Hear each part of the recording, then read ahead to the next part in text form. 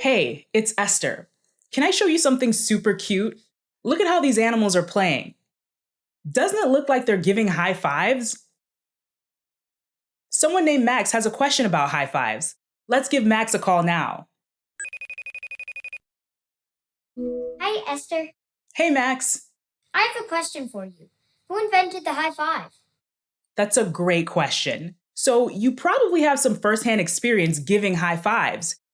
You might use high fives to say hello at the start of a school day, congratulate someone, or celebrate an accomplishment. I'm curious, when was the last time you gave someone a high five? Why did you high five? Now would be a good time to pause the video and discuss.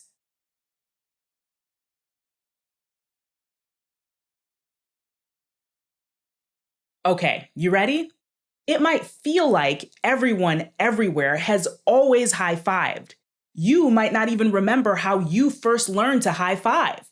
But there was a time before the high five, and it wasn't even that long ago. Take a look. This is a clip from a baseball game in 2023. Watch what the team does to celebrate a home run. They're high fiving, right? Okay, now compare that to a home run from back in the 1960s. Nobody's high fiving. Instead, they're shaking hands. The high five just wasn't as popular then as it is today. So, if the high five wasn't always around, how was it invented? Long before the high five became popular, there was the low five, slapping hands like this. No one knows exactly who started the low five, but by the 1940s, the move had become popular in Black communities in the US, especially among jazz musicians. As time went on, more and more people started doing it, but it still wasn't quite a high five. So, how did the low five become the high five?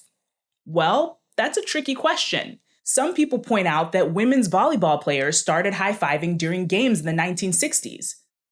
Others have noticed occasional high fives or moves that kind of look like high fives in old TV shows and movies.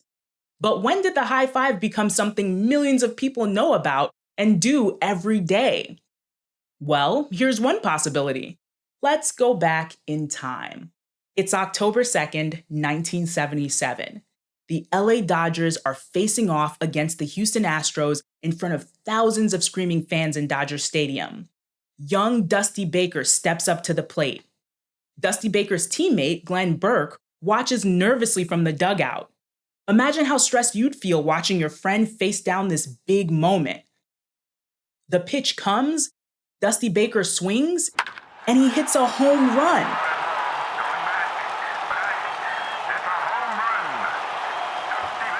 And the team goes wild in celebration. As Dusty Baker lands on home plate, Glenn Burke is so excited that he runs out onto the field and lifts his hand back in the air to greet his teammate. When Dusty Baker sees the joy in his friend's pose, he knows exactly what to do. He reaches up and smacks Glenn Burke's hand. The move caught on. The whole team started high-fiving each other. Eventually, the Dodgers even made posters about the high five so Dodgers fans could learn how to do it. Those fans taught their friends, who taught their friends, and so on and so on. So, is that how the high five was invented? Maybe. Here's another possibility. Around the same time the Dodgers started high-fiving in California, in a whole other part of the country, two players were playing a different sport. Wiley Brown and Derek Smith were both players for the University of Louisville's basketball team, the Cardinals. That year, the Cardinals were really good. They were so good at slam dunks that they became known as the Doctors of Dunk. One day during practice, Wiley Brown goes to give his best friend, Derek Smith, a low five.